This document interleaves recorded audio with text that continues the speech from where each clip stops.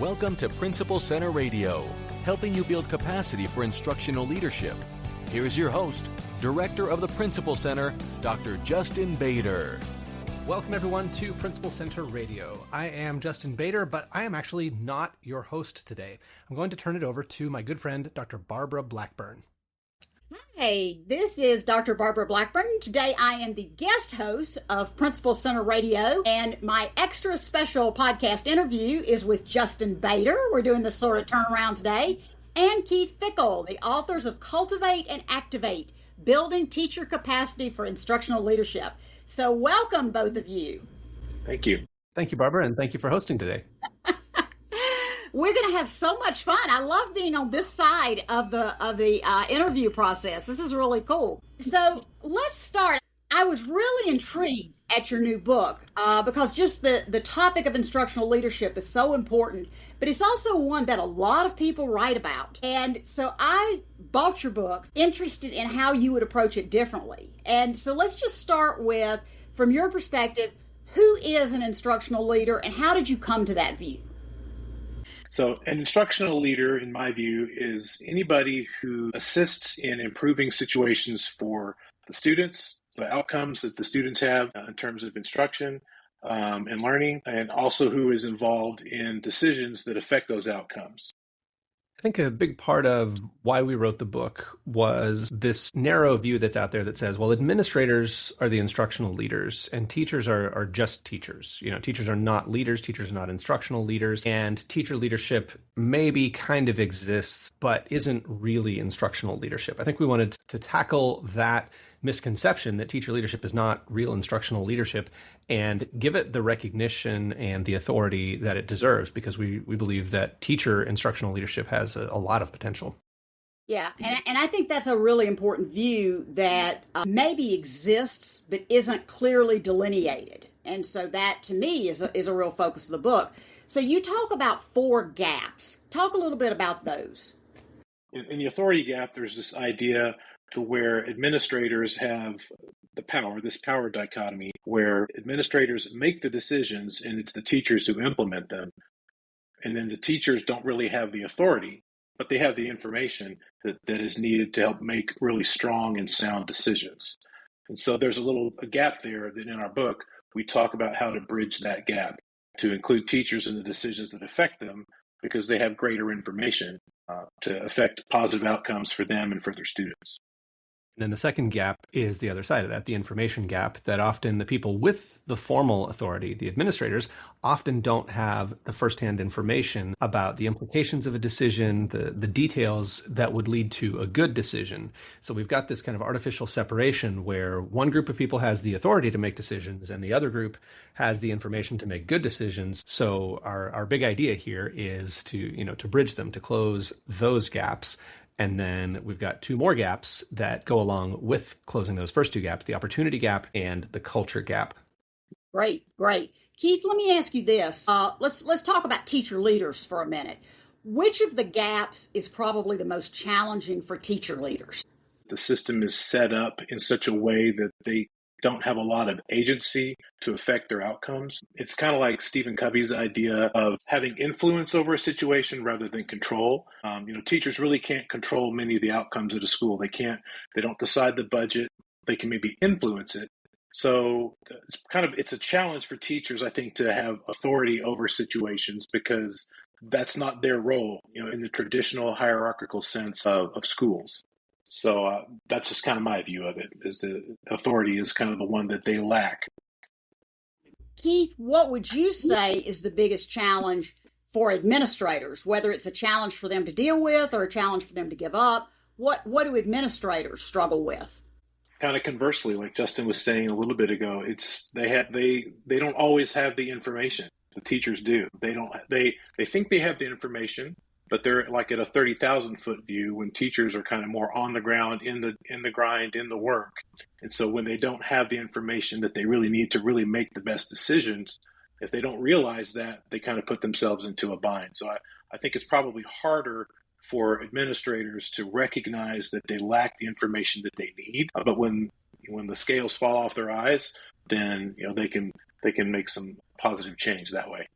The reality may be that the authority is not officially going to move, right? The buck stops with the principal. The administrators often are formally in charge of a lot of things, and that's probably not going to change. But one thing that we talk about quite extensively in the book is how to delegate that authority, not just the responsibility to work on something, and delegate the task, but to actually delegate the authority. And, if somebody is going to work on something, if they're going to, say, put together budget scenarios, take that authority that is officially the administrators and delegate it to the people that the administrator is trusting to look into the issue, to study it, to make a recommendation, and then take that recommendation seriously. And I think if we reflect on our own perhaps teacher leadership experiences that we had that were not very satisfying, that were subpar, we put time into something, you serve on a committee, and we have some examples of this in the book.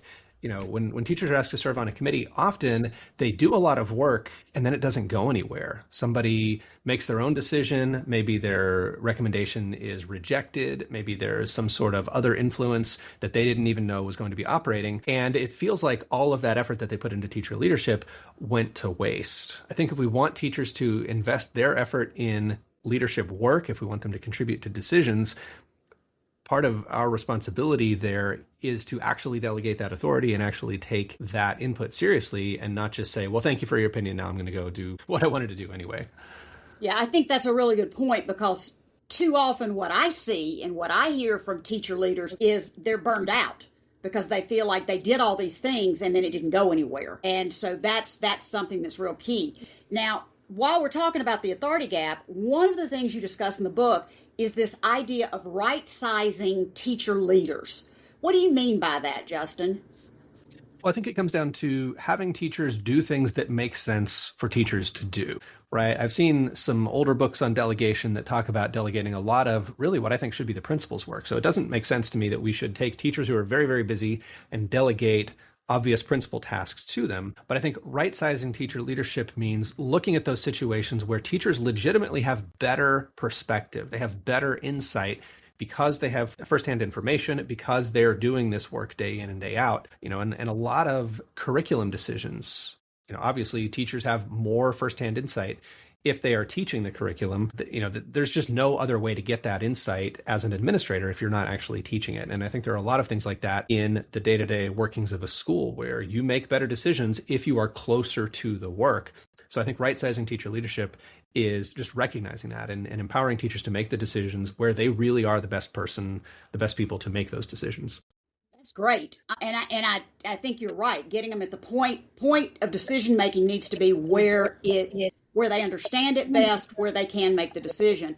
Now, that really leads to my next question, because another thing that I was really struck by related to the information gap is this idea of a decision matrix. So, Keith, can you talk a little bit about the decision matrix? Yeah, that's something that's like a visual or a concrete tool that we can create to help put the right people around a decision, but also involve them in the right way. So you think about all the different stakeholders that have some kind of benefit or stake in whatever decision is made. Not everybody always needs to be fully involved, but maybe they need to be informed, and it's not always the same group of people. So like, for example, certainly you'd want to keep parents informed about decisions that are made at the school regarding their kids and their instruction.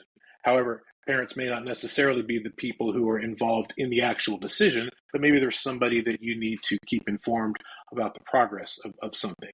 So it's about clarifying roles and responsibilities and just involving the right people in the right way at the right time. Oh, that's great. And I love the idea of it being a visual. Keith, I'm going to stick with you for just a minute, because as you're talking about roles, one of the things in the chapter on opportunity gap is that there can be hybrid roles. And, everybody's heard of a hybrid car, but I don't know that we've heard of hybrid roles. So what are you talking about with hybrid roles?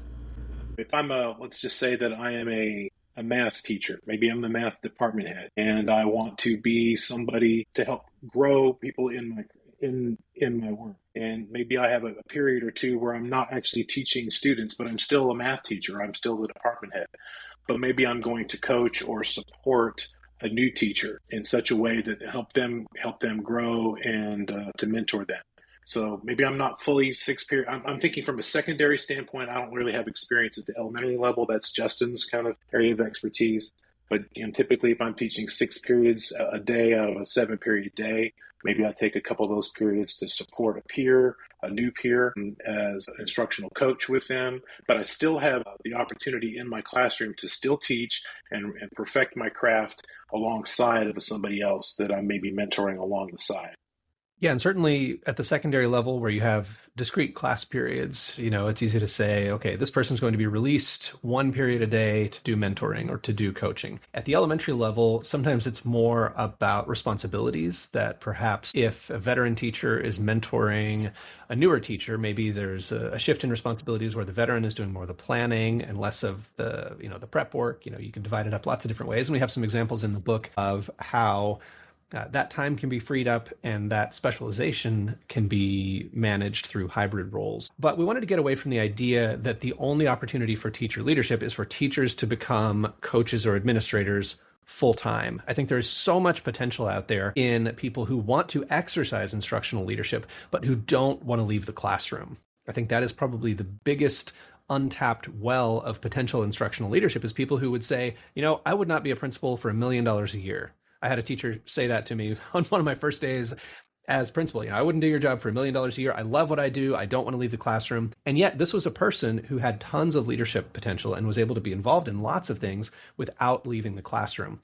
And what we talk about in the later chapters on opportunity and culture is that has structural implications. We need to put systems in place for that leadership to flourish and be exercised, because it's not going to happen just incidentally, right? We can't just squeeze it in. We have to actually be intentional about it and put structures in place to recognize that leadership and get everybody to take it with the right degree of seriousness.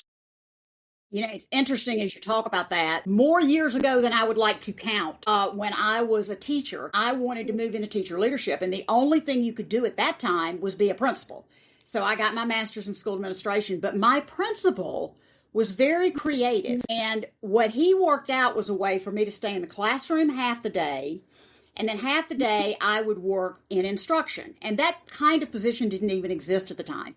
And what I remember most is that's actually when I left teaching, because the superintendent overruled him and said he couldn't do something like that. And I was 22nd in line. There were other people who were in line ahead of me, and they weren't going to do something like that.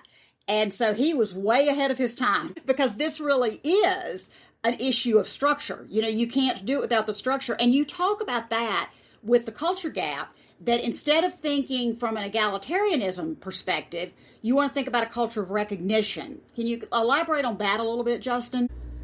Sure. I think, teachers have very strong egalitarian norms, and as administrators, we tend to have fairly egalitarian views of teachers. We don't want to treat people differently. But that means that it's difficult to recognize leadership, right? When you recognize someone as a leader, you are treating them differently. You are empowering them to make decisions. You're putting them in a position of some authority. And that goes against this kind of egalitarian norm that we have in the profession. And some of those egalitarian norms are manifested in compensation as well. Right? Principals and other administrators typically are paid more. They're paid more per hour in a lot of cases. And if we are going to ask teachers to invest additional time and dedicate their effort to leadership work, sometimes that means we either need to free up that time so that they can do that work, maybe get them a sub, maybe reduce their teaching responsibilities, and or pay them for that leadership work. And that can often be kind of a third rail. So we wanted to provide some specific guidance in the book for how schools can think about paying teachers for their leadership work. Yeah, and again, there were so many things I liked in the book, but one of the ones was the very specific, clear, practical examples at all grade levels, so that, I can look at it and say, I see how I could do this in my school, or I see what the challenge would be. I need to think about that. So I really appreciated that y'all did that. Keith, let me come back to you. At the end of every chapter, there are reflection questions. Why did you put those in there? When Justin and I were just first discussing creating the book, we had, I guess, a larger vision of this book would be much larger than it actually ended up being. Mm-hmm. But then we wanted it to not really be a tool that would just be another book that administrators might be given. You know how it kind of goes. In the summertime, the school district will buy a bunch of copies of a book and give it to their administrators, and they do a book study. But it's typically the administrators that do a book study. But teachers' time is pretty limited. We kind of talked about that a little bit earlier. But if we're talking about teacher leaders, we need to like include them in the process of this conversation. And so we set it up in such a way that the questions themselves would not just be specific to administrators, but we would want teachers. This book is just as we hopefully hope it is as valuable to teachers as it is to administrators.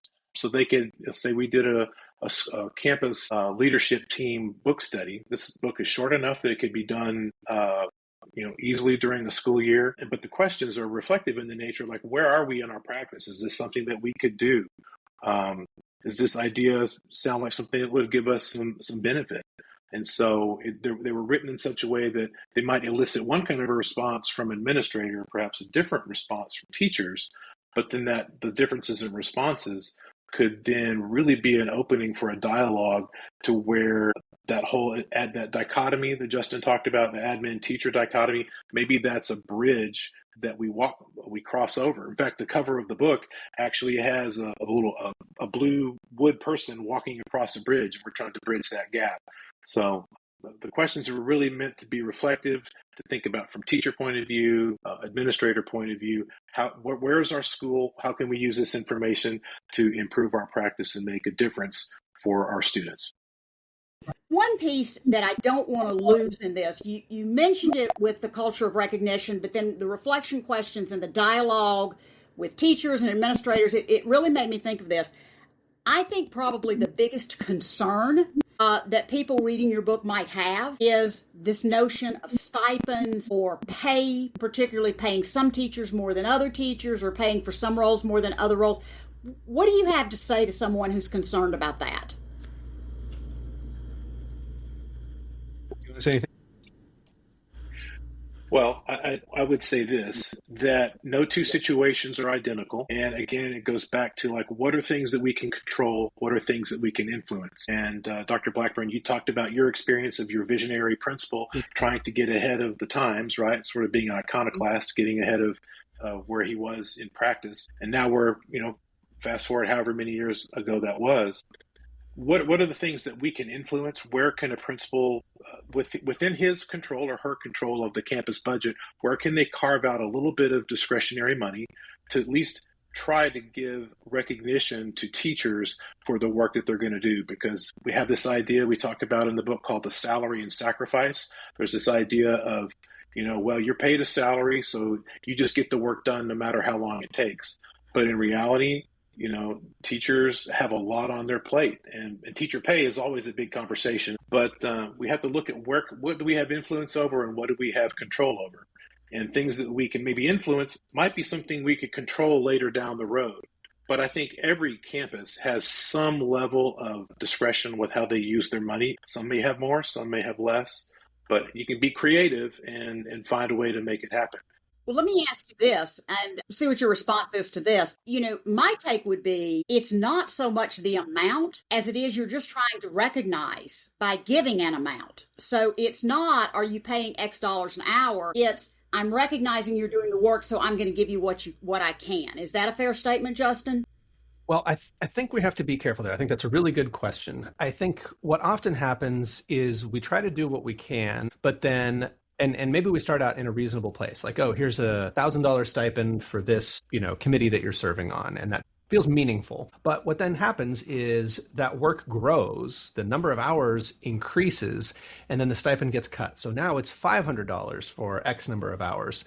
And people cannot help but mentally do the math of, how much am I getting paid per hour here? Should I actually serve on this committee, or should I get a job at a store, and work the cash register if I need that extra money? People cannot help but do that math. And there's a very real risk of stipends in particular backfiring and having the opposite effect that we intend as a form of recognition. So I think with pay, one of the things we should look at is the hourly rate. People are terrified to do this. People are really reluctant to do this, but I think it is very worthwhile to sit down and say, okay, how much does teacher time currently cost? If I have somebody on salary and they work X number of hours per year, what does that come out to per hour?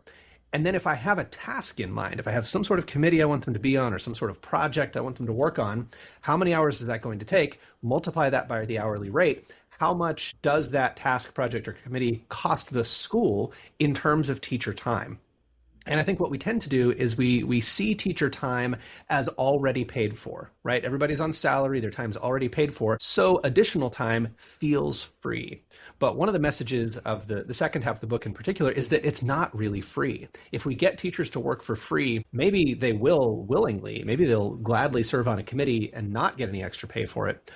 But it's still a cost, right? There is a cost in asking people to devote their time to something, even if they're not actually being paid extra time. So whenever you're thinking about a stipend or extra pay or released time, we want to encourage schools to think in terms of the actual hourly cost and not shy away from doing that kind of math, because the reality is schools have to make choices about what work to pursue, what events to put on, what projects to pursue. And we always run out of time and money, right? We're never going to have a school year where we don't run out of time and money. We're going to do the best that we can with what we have. But it doesn't help us budget more effectively to pretend like things that are not free are free. So we really want to encourage people to not shy away from doing that math. Well, let me ask you this, just because of what you just said, you were talking about release time. I'm a principal, and how do I choose between money, a stipend, and release time? Does it depend on the teacher? Does it depend on my budget? What does it depend on? One of the tools that we have in the book is like a little flow chart on page 59. It really kind of helps you when you're kind of considering whether it's money or not so much release time, but how is this work that we're asking this person to do? How does it reflect the campus mission, vision, values, and goals? And is it a significant amount of time or effort? If it's like a 1 hour a day kind of thing and it's something that can be done during the day, maybe release time is the best way to take care of it. I think since this book is about teacher leadership, then we also have to ask ourselves, is this truly instructional leadership, or is it just simply a task that needs to get done that's really not leadership related? So we kind of have to evaluate that. And in a way we define instructional leadership in the book is that it's the making and implementing operational and improvement decisions in the service of student learning. So the degree to which that task or whatever it is that you're looking at meets that definition, that might be, a stipend or it might be release time. But then does it also create a meaningful professional advancement opportunity for them? Kind of that whole hybrid role thing we were talking about, or a teacher who really wants to stay in the classroom and work directly with kids, but then also help his or her peers in their profession. So, those four questions are ones that we present our readers with to maybe think about and ponder the kind of question you just asked. Is it, do I do release time or do I do a stipend? I don't have a pat answer, but that's a way to frame or walk your way through the decision. And I think that's what people are asking for, just some help in how to make that decision. So that sounds really good. Well, as we're finishing up, what do you think is the heart of your message in this book? In other words, what's the most important takeaway you want your readers to have when they read this book? For me, it's that teacher leadership is real instructional leadership. And it's not just a matter of, patting people on the head and saying, oh, yeah, you're an instructional leader too. It's about really valuing their expertise and their insight that they have from the work that they do every day and the contribution that they can make to important school decisions. And it's often the people in the middle, the department heads, the people who could be a department head, who are the glue of a school that really makes things function because they're doing that day-to-day work. They're making those decisions. They may never have a title, but I think it is worth recognizing that leadership work, taking it seriously, maybe giving it a title, maybe giving it a stipend, but at least recognizing the important work that those teacher leaders are doing and calling that instructional leadership. Keith? So for me, campuses already have certain types of leadership in place. We call it that, like department leader, team lead.